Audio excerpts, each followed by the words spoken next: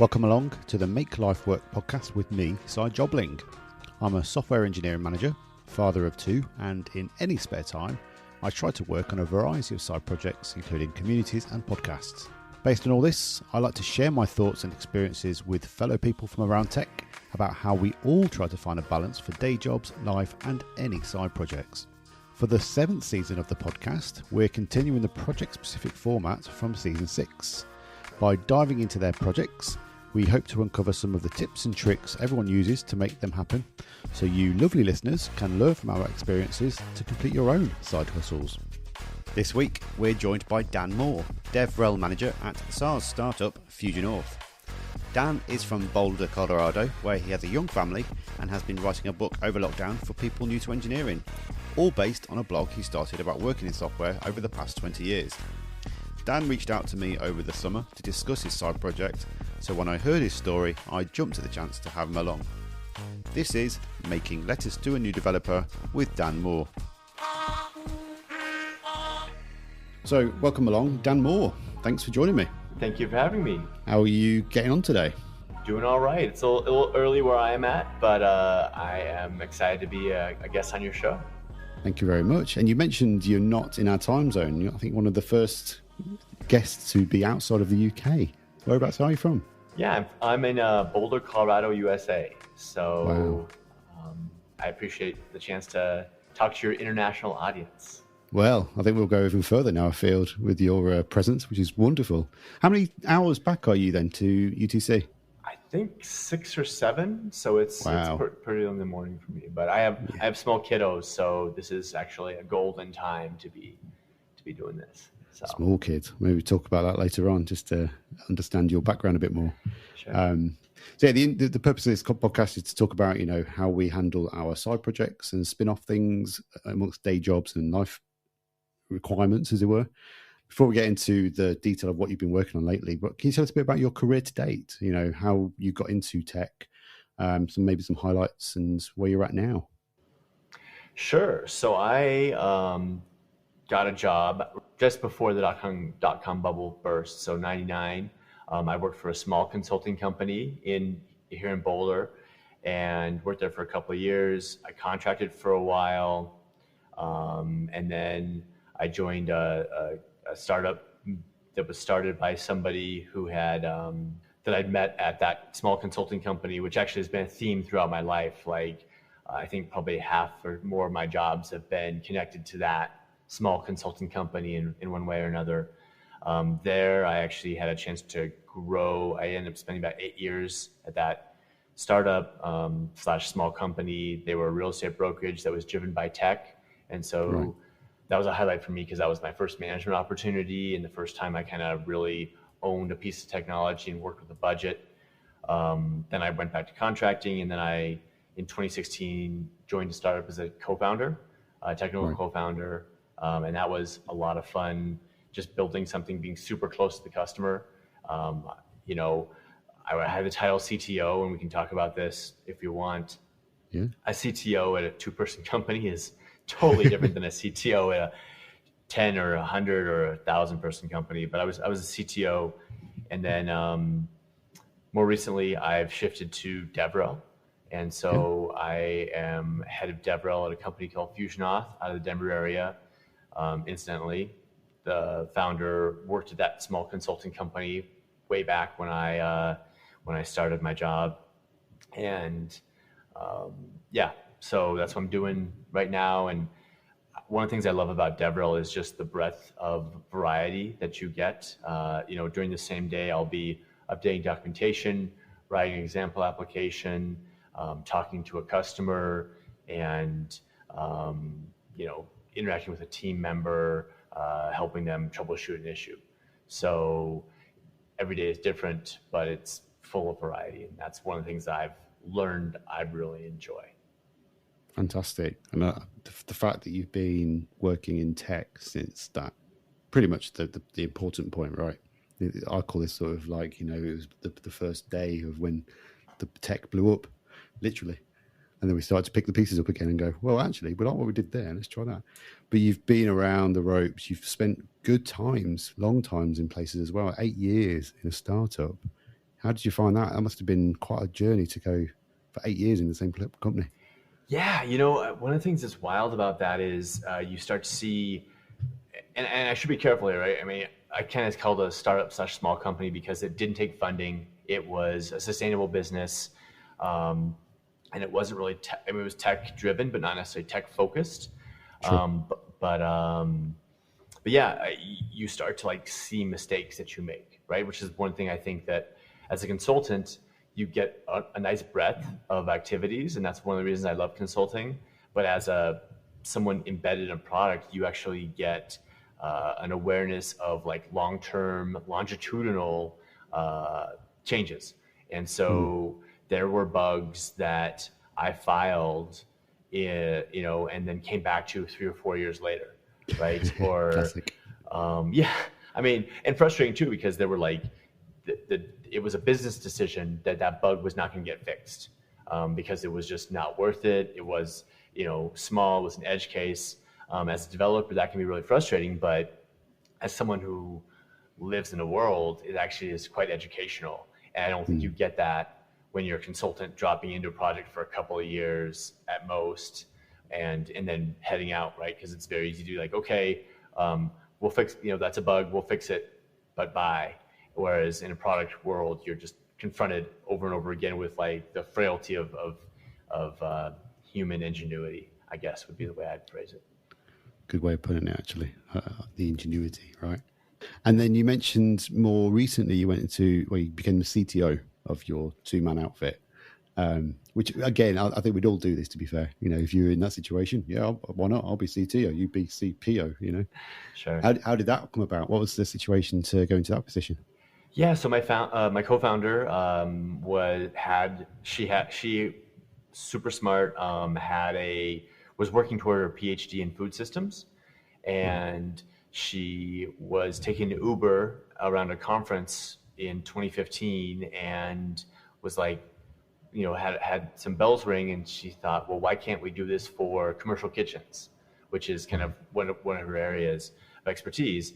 And so she started looking, and she actually interviewed a number of people. She posted the position on Angel List, and I saw it. I was monitoring that just because I wasn't sure. I was kind of contracting. I kind of wanted something I could dig into a little more. And we met. We did the dance because it is kind of like getting married when you're founding a company. And then we went right to work. She had done a demo, right? She was non-technical.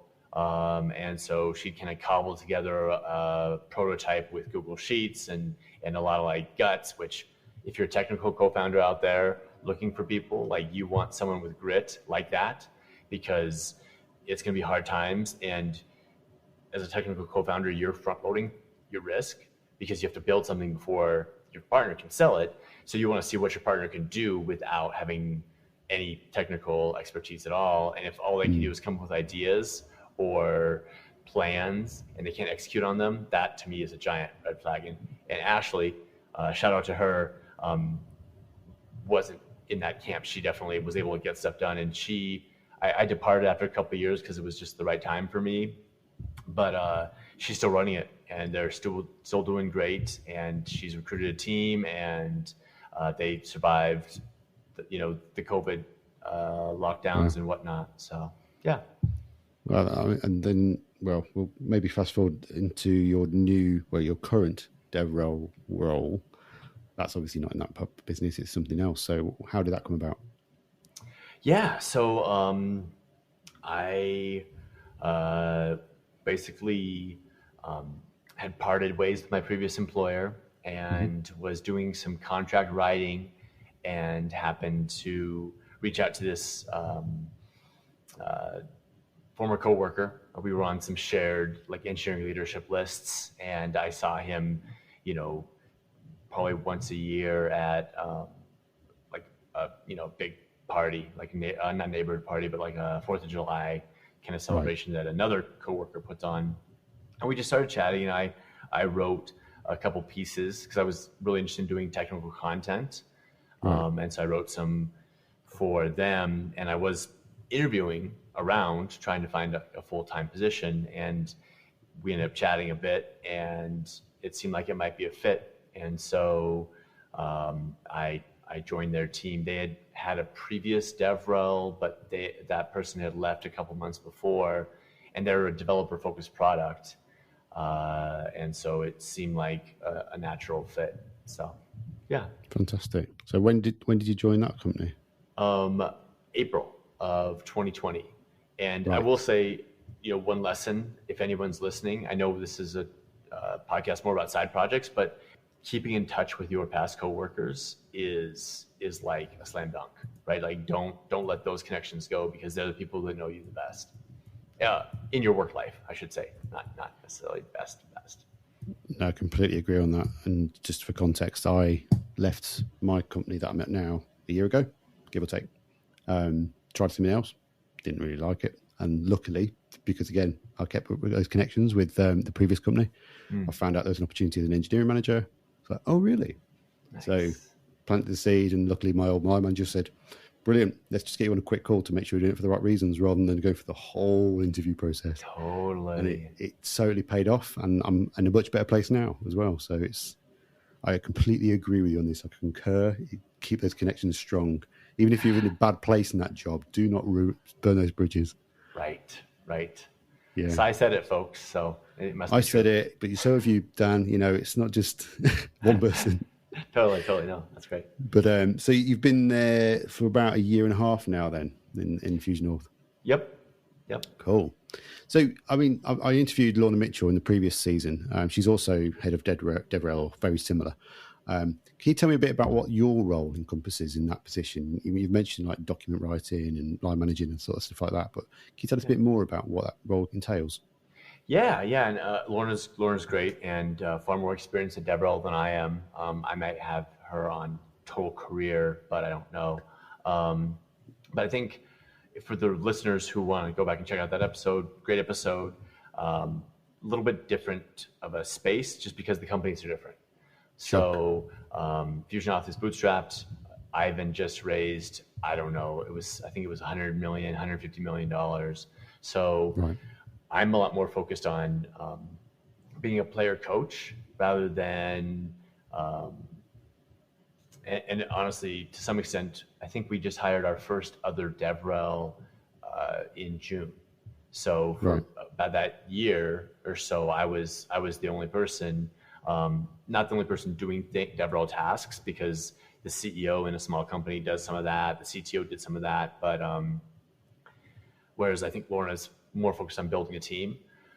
I'm not really interested in that aspect of DevRel or frankly frankly management at all. Like I've done some hiring over my career and some managing, and it's just not, it's a totally different skill set that you need to start over and learn well. And I've tried it a couple of times and I'm just not, that's not my bent.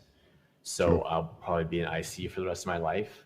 That's individual, what's that stand for? Individual contributor. Yeah. Thank you. Not independent contractor.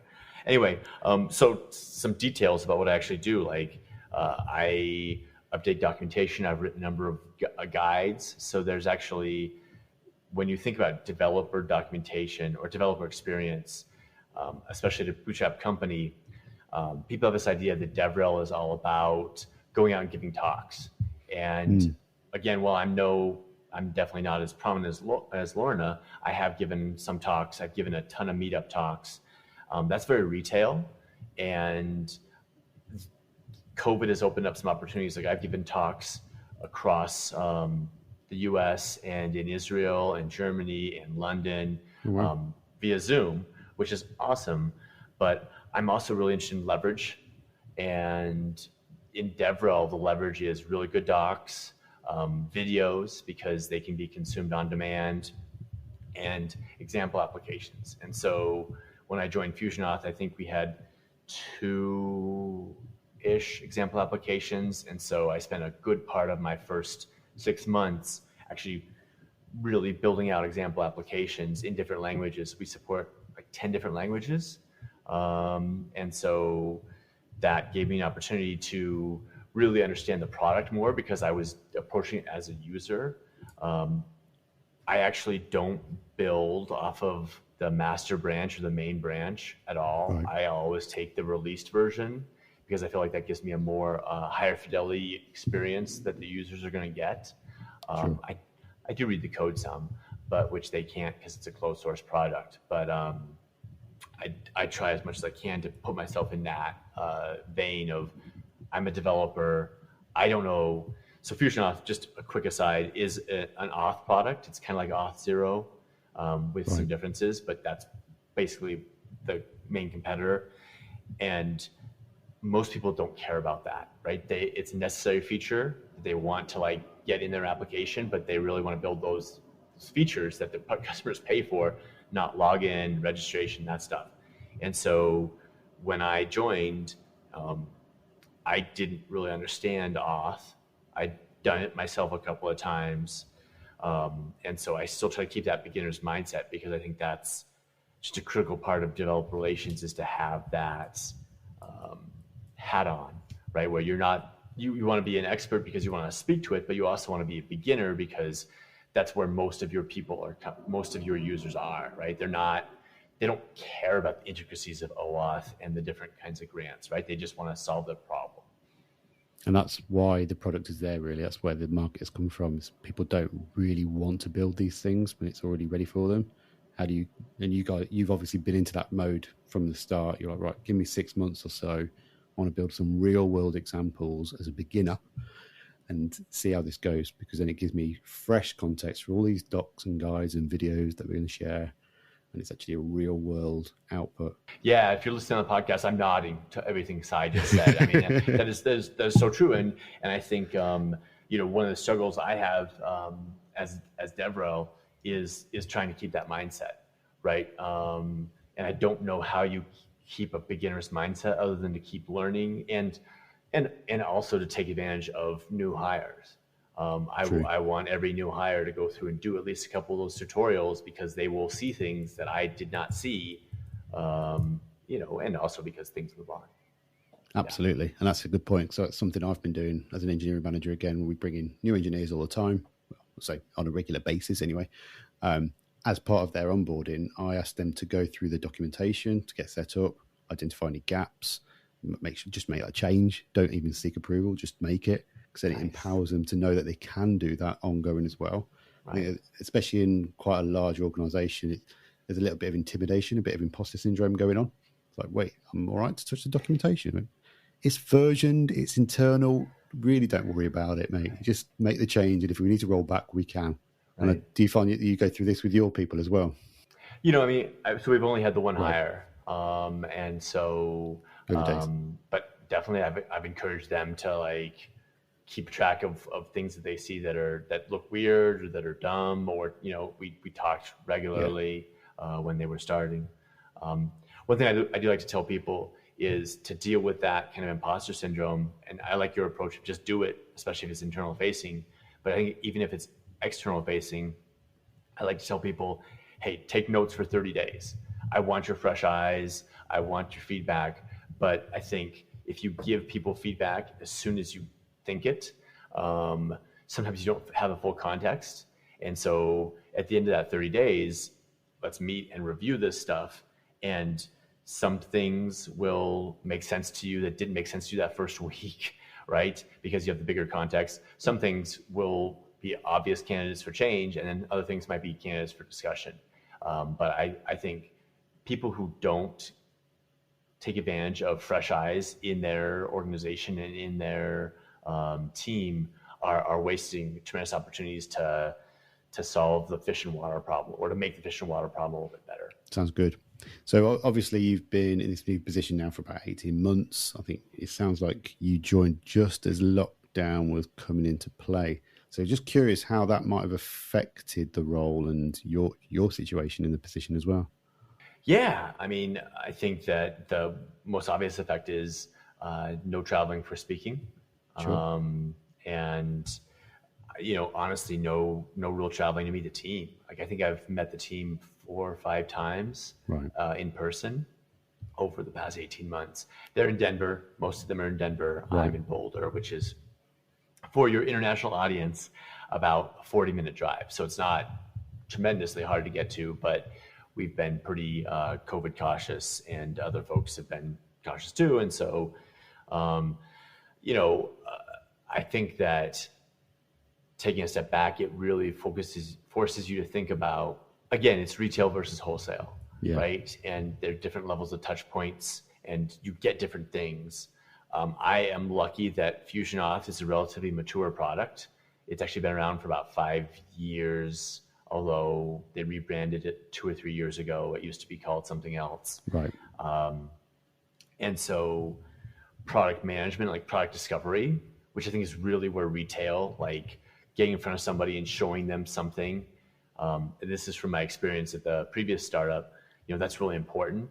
I think now we're mature enough that it's really more about scaling and like hitting that 80% of use cases and providing documentation around existing functionality. And that's a lot more amenable to things that are done on, that don't need to be done face to face. Right. Got it. Makes sense. Cool. So with the lockdown in mind, I think you mentioned a few times you're an avid writer. Tell us a bit about your blog, Letters to a New Developer. Yeah. So Letters to a New Developer is a passion project of mine. It's a side project. Good. And I started, so in the early 2010s, I think 2012, I wrote an ebook about a technical topic, and about 3 months after I published it, I made some money, a couple $100. 3 months after I published it, it was out of date. And so I was really bummed out, but I self-published it. It was a good experience. Fast forward a number of years, and I started thinking about writing another book, and I knew that I didn't want it to be in the same vein, right? I love writing it. I love writing that technical ebook. It makes you, like, if you have ever read a technical book, you may not realize the blood, sweat, and tears that goes into just a sentence or two. I definitely spent a lot of time just figuring out how to write one sentence, right? I was like, oh, wait, I can't say that unless I verify it's true. So I have to stand this up, and I have to like test this out. I wanted something that was a little softer and a little more evergreen, that wouldn't go out of date.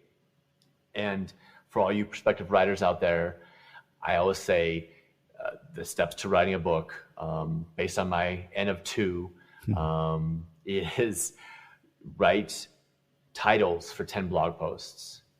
Write the 10 blog posts. And if you can't get through the titles or the 10 blog posts, you're going to have a heck of a time writing a book. So do that first. It's low effort, relatively. It's low risk, because starting a blog is basically free except for your time. Anyway, so I started the blog in like September, so about 3 years ago. And I wasn't sure whether I was going to turn it into a book at the time. I just wanted to write something. I also saw I was hiring some new developers. I was interacting with people that were right out of boot camps, and I saw this like hole where people would come out of boot camps with some technical skills, but didn't really understand working in a team, working in a professional environment. Some of the hard knocks that I'd learned over 20 years of being in the software world. So that was my goal, was to write a blog, which, by the way, is up there still. It's free. You don't have to buy the book to get some value out of this podcast. That was kind of the genesis of the blog. And the premise, in case that isn't obvious, is it's short letters. So between 1 and 3 or 4 minutes to read on a different topic. So you started writing this blog, 3 years ago, give or take, September 2018. In fact, it's pretty much close to the day. I've just realised when we were recording. You've identified the gap in the market, let's say. The market's relatively niche, but actually you could probably broaden this out quite wide if it's just to a new developer. That's such a broad brush nowadays. Was it specific to certain areas, or was it, how did you kind of work out the niche that you're going for with this? Yeah, I mean, what I really aimed for was talking. I mean, again, I was having conversations with new developers, either because I was thinking about hiring them, or because I saw them at conferences or meetups.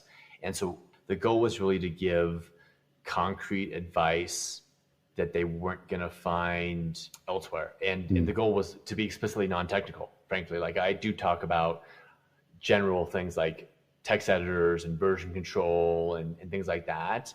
But I wasn't going to talk about the latest React thingamabob, whatever it is, right? Like I explicitly said, this is going to be about, I hate this term, the soft skills, right? Which I think are actually pretty hard. It was going to be about, how to learn, or, how to deal with boredom, or other things that, how to interact with your teammates, right? That was, I tell this story, and this actually is maybe worth digging into. Like, I wanted to save money at my first job, and so I brought my lunch every day, maybe 4 out of the 5 days. And so I would go out, I would take a break from work, I would walk out to this little hill by my office, and I would sit there by myself.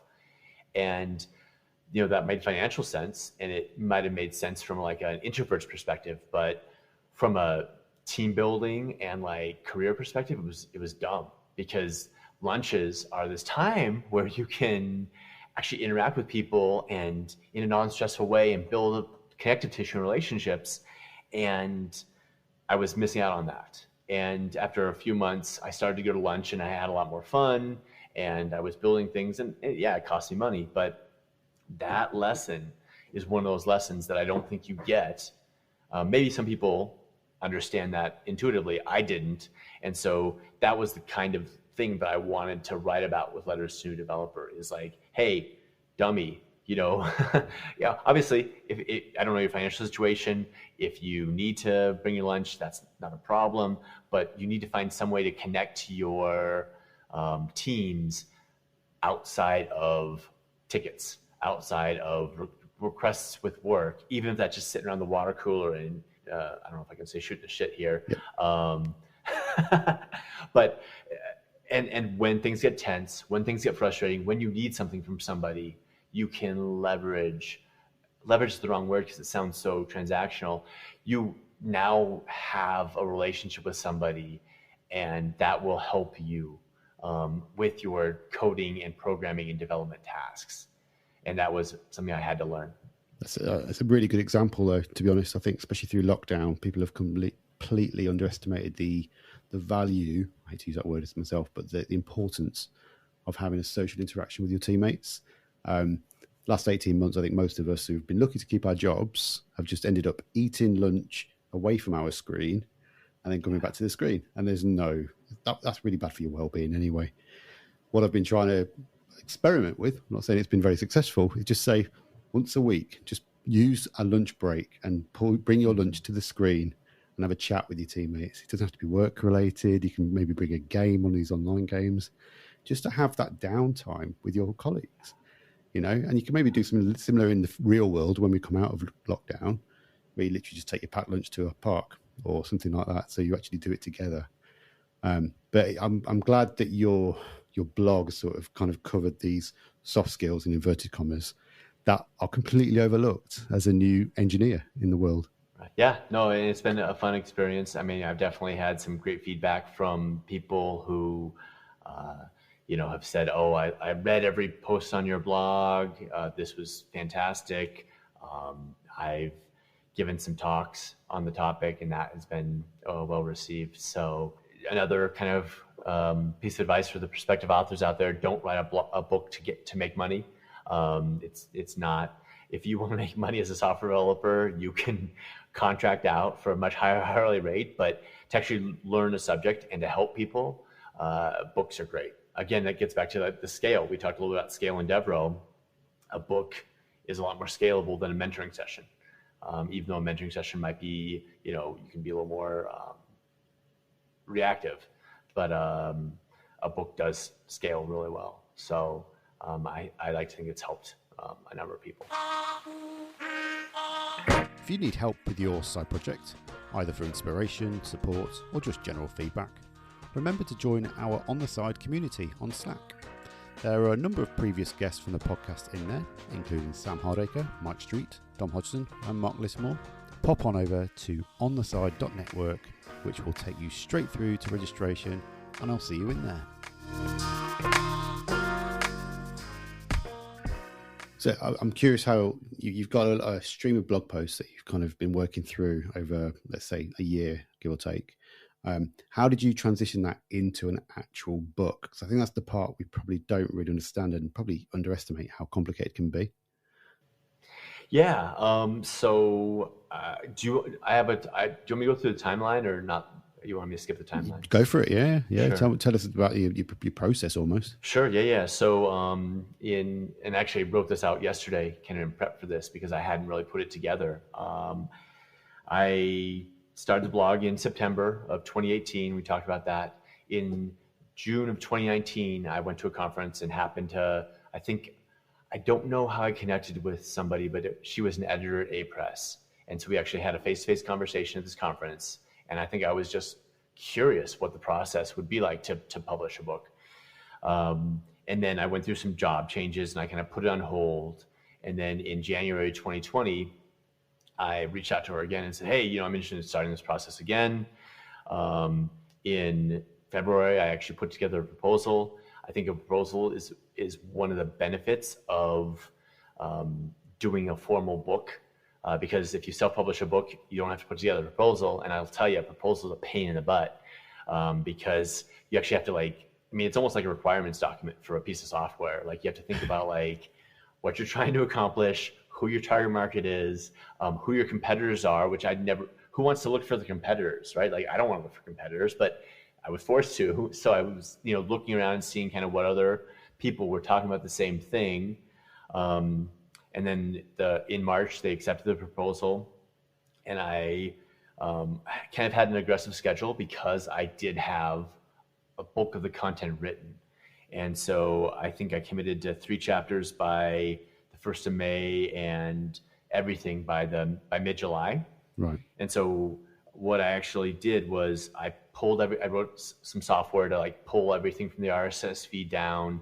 I grouped the blog posts by topic, to kind of see what themes there were, right? Because in the letters book, there's different chapters, right? There's, a chapter about, I should know this better, but a chapter about your first month, a chapter about questions, a chapter about understanding the business, mistakes, etc. And so I grouped those out, and then I started to review them. And I reviewed them for a number of reasons. The first was, if somebody else wrote a blog post, and I wanted to include in the book, I had to go get legal permission. Right. Yeah. And so I wanted to make sure I took care of that.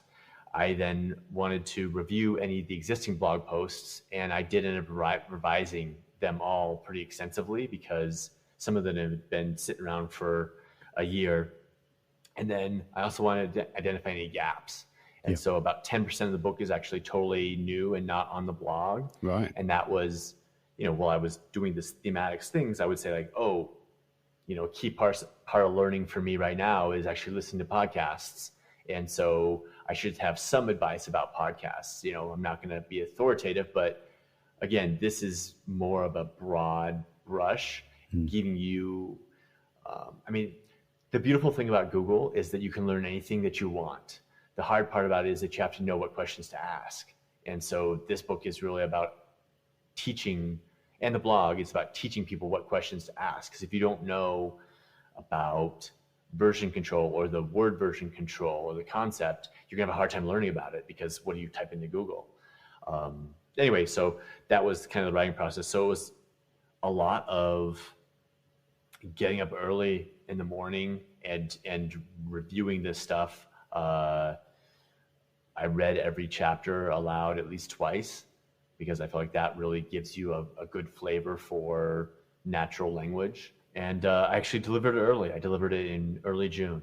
Wow. Not often you hear a developer say that either. Solid burn.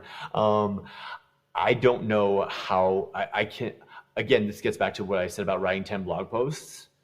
I think that was crucial to my success. I cannot imagine taking on the revision and the editing and all the other plate juggling and having to write the original content, 100% original content too. That would have been, I would have pushed the schedule up, but it still would have been a tremendous amount of work. Absolutely. But I like how you you had something to base it on. It wasn't like a brand new slate that you just start fresh. You could use what you got. You used it as a chance to reflect on the contents. So it wasn't just like, yep, copy, paste, publish, done. you did it pragmatically. You was like, well, actually, if I do the first 3 chapters in a month or 2, I know what I can do for 2 or 3 months.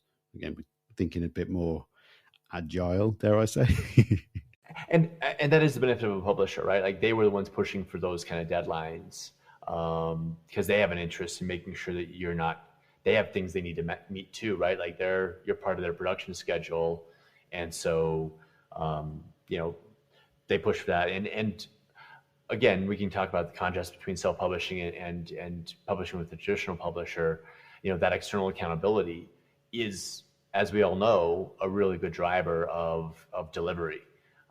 Whether it's to an external team in your company or to a customer, or in this case, to a publisher. So I found that to be a helpful aspect of doing it this way. Cool. So actually, that's a good question I was going to ask next, was like, is there anything you do differently based on your experience from self-publishing and then traditional publishing? What would you like to do next if you ever had to do it again? Yeah, it's a great question. I guess I would say I've definitely seen publishers since then that take less. So for people who don't know about publishing, basically the publisher, you have a list price of, I think my book is, oh my God, I think it's expensive. It's $35 or something like that. And when the publisher signs the contract, they give you, or when you submit all your chapters, I should be careful here. I'm not sure exactly what it is. At some point, when the publisher says, hey, this book is ready to go, they give you a bunch of money. And that's called your advance. And that is against how much they expect your book to sell. And so for a developer, it won't be very much money, but it's nice to get some money. And then as your book sells, every book, you get a certain amount of money that goes into your account, but that counts against the advance.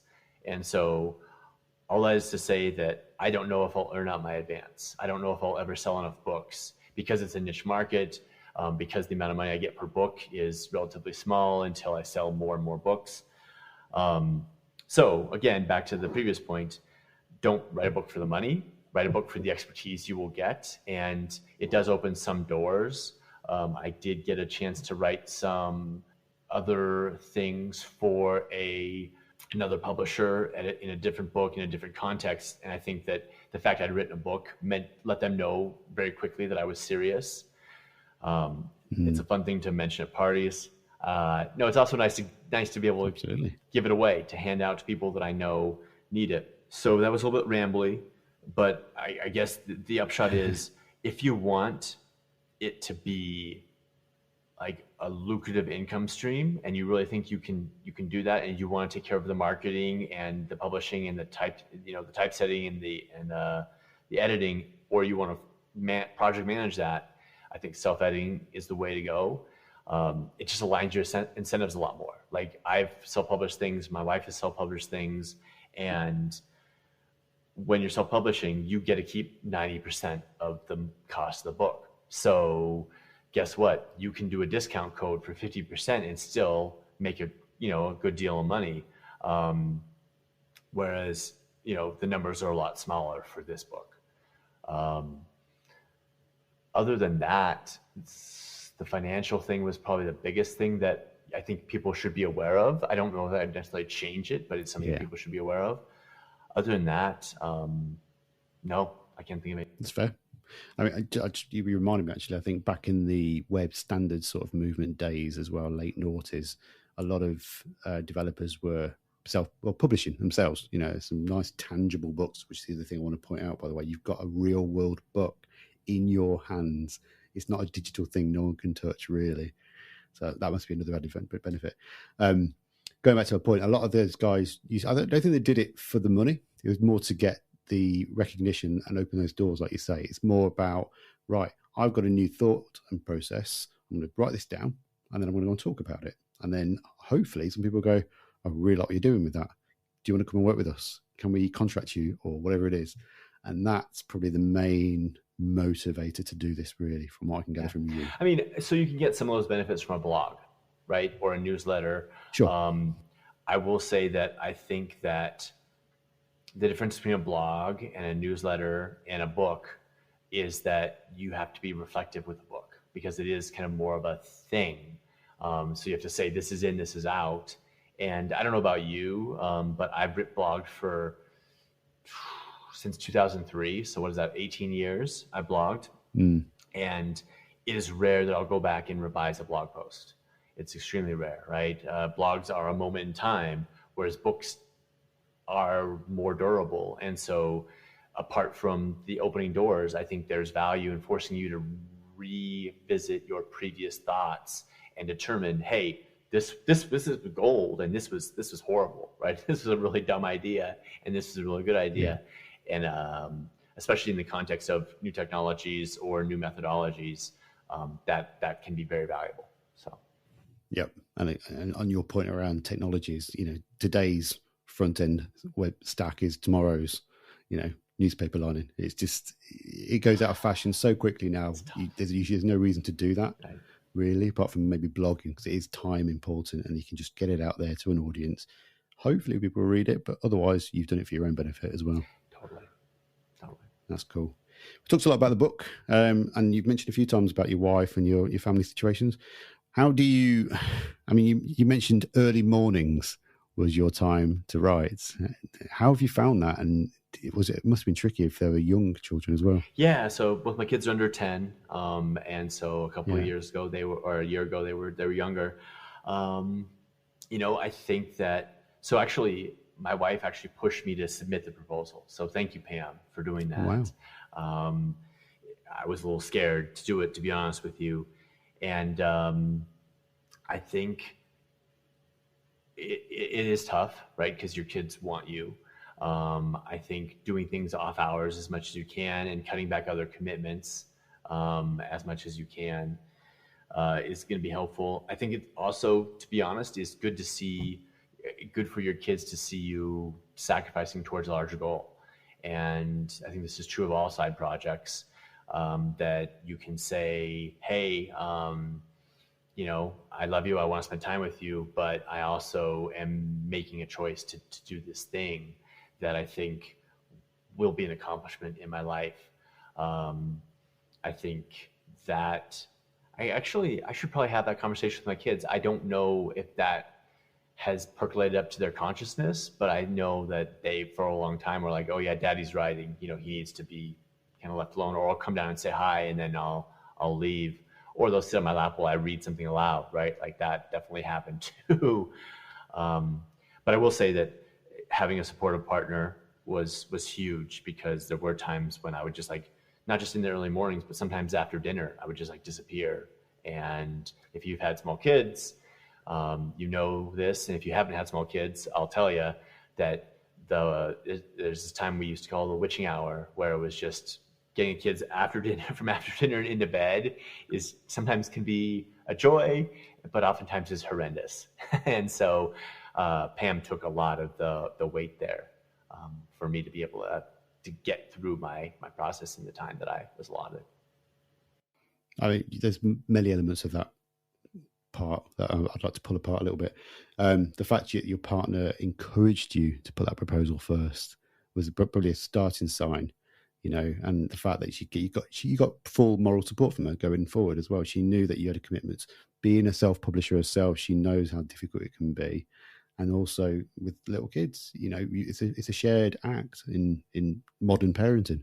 Yeah, I'm not sure whether there's a question there, but all I can say is doing a side project like writing a book or starting something up is hard enough with the full moral support of your partner. So I would always check with her before I kind of consider a new job. I think that you really should dig in. And the honest truth is that it's very easy. It's easier for someone to support something in the abstract than in the reality.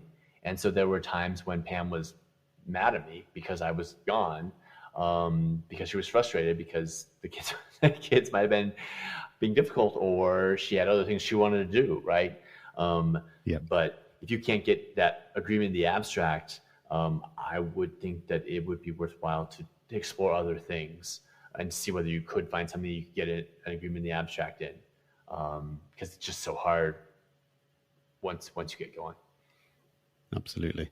And I agree with you with this. And in fact, I was trying to record a podcast episode the other evening. I normally do it around lunchtimes because it's best time for everyone.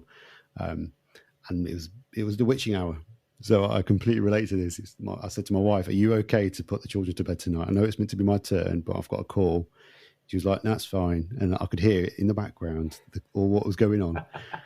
As long as they're not interfering the audio quality, I might get away with this. But I think people underestimate, if you've got family commitments, side projects are an afterthought in theory, But luckily with your sort of publisher motivator, you all saw the benefits of why you were doing this. Yeah. And that's actually a good thing, or maybe a good rule of thumb is, I'm not sure about your side project, right? The podcast that you're working on, right? That we're on right now, or if you have other things going on, but like, if you can have some kind of external motivator, right? A customer who's paid you money, or a friend who's going to use the project, or a publisher who has said, "Hey, you need to meet these dates." I think that can be a good way for you to checkpoint yourself. And to have those discussions about the trade-offs with your partner. Fine. Yeah, perfect. And finally, another part you pointed out was letting your children understand what you're doing. I think, I say young, I'm not sure about you, there seems to be a lot more of entitlement in our new generation. They expect a lot more. But for them to realize you need to work hard in life. And there are going to be times when we're stressed out. It's normal. It's okay. But for them to see daddy and mummy being in that mode, I think, it's, as long as it's not a pattern or a common thing, they should understand why we do this. Yeah. I mean, I've heard this stat, I don't know if it's true or not, but it's kids listen to 3% of what you say and 97% of what you do, right? And so it's like, it's one thing to say, "Hey, you're gonna have to work hard in life," right? And especially if you are an adult and you're doing something and your kid's trying to do something too, right? Like they're trying to mimic you. Well, you're gonna have an easier time of it, and the kid's gonna say, "Well, geez, you had an easier time. Why don't you just do it?" Or, "God, I'm so dumb because I can't do this thing that you can do," right? And to see your parents go through something that is difficult and have a product at the end, I think is part of that modeling that 1,000 lectures isn't going to teach. And I would say that no one does a side project unless they think it's worthwhile. I think, and showing your kids that you are willing to make sacrifices, whether that's Netflix or time with them or, sleep or whatever it is, that to achieve something is just a really valuable lesson. I mean, I'm just echoing your point, right? Kind of, I think that is a benefit. That is an unspoken benefit of side projects that I'd actually never thought of, but I think it's very, very helpful. And it doesn't just have to be your kids, by the way. Like, I think your friends, right? If you have friends, in your 20s and you don't have kids, or you're in your 50s and you don't have kids, like your friends can still see you doing something and can admire you. Friends, coworkers, etc. Maybe it's less visceral, right? But when I have friends who go do big things, I just had a friend who hiked. There's a trail in Colorado that's 400 miles long, and she went and hiked it over like 40 days, and I was like, holy cow, right? Like that's really an admirable quality. And so a side project can be something like that too. Absolutely. Yeah, that's a good point as well. So we're obviously talking about a lot more tech-driven side projects, which tend to fall into the realm of building a thing. But yeah, it's something I've called out on one of our... I've got a Slack community for people that are side project fans, and I always remind them, even being healthy and fit is a side project, because you'll probably have an end goal and you'll need to find time to do this, and you'll want to see the benefits of doing this, but it's for personal gain. So it's ticking all these boxes. But it's, again, it doesn't necessarily have to be a made thing. It could just be a part of life. Totally. 100%. I'm watching the time as well, so we're getting close now. You've already fed a few good tips already about publishing. If there's one tip that you wish you'd heard back at the start, What would you give to any aspiring writer that would wanted to get into publishing? I would say that, again, do it for the experience and the in-depth knowledge that you will get, because you will become a world expert on whatever you choose to write about. I don't care whether it's something broad like what new developers should know, or React, or something super niche.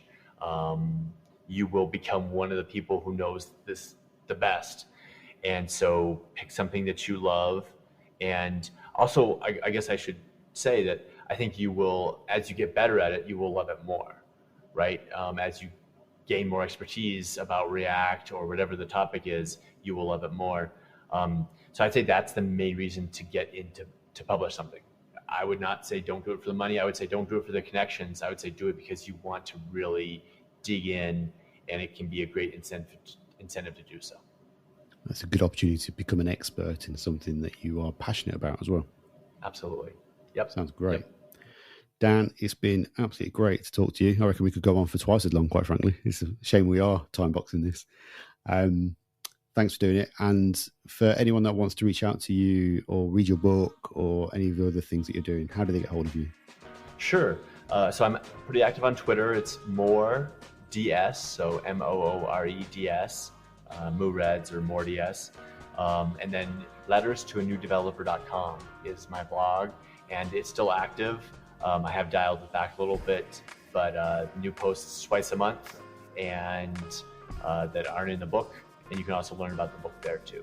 Wonderful. And I'll get all the details in the show notes. People can click through easily as well. Again, appreciate you joining me this week on the podcast. Wonderful to talk to you. And thank you for being the first international guest as well. Well, Sai, I really enjoyed this conversation. So thank you for having me. Oh, brilliant. Pleasure. Mutual pleasure. It's good to hear from you.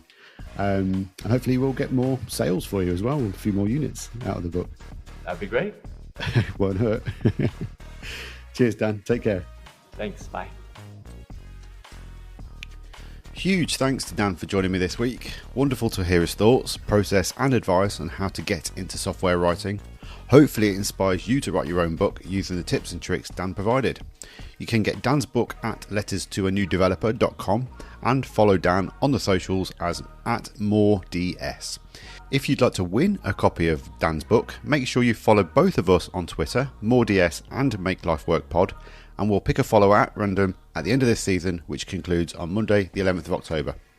As for the podcast, we obviously love to hear your thoughts. Get in touch on all the socials, Twitter, Instagram, Facebook, as @MakeLifeWorkPod. You can email hello@makelifeworkpodcast.com, or even visit the website makelifeworkpodcast.com for all the show notes and archives. And please remember to rate and review us in your favourite podcast app. I'll be back next time with someone else from the tech scene talking about their recent side projects on the Make Life Work podcast.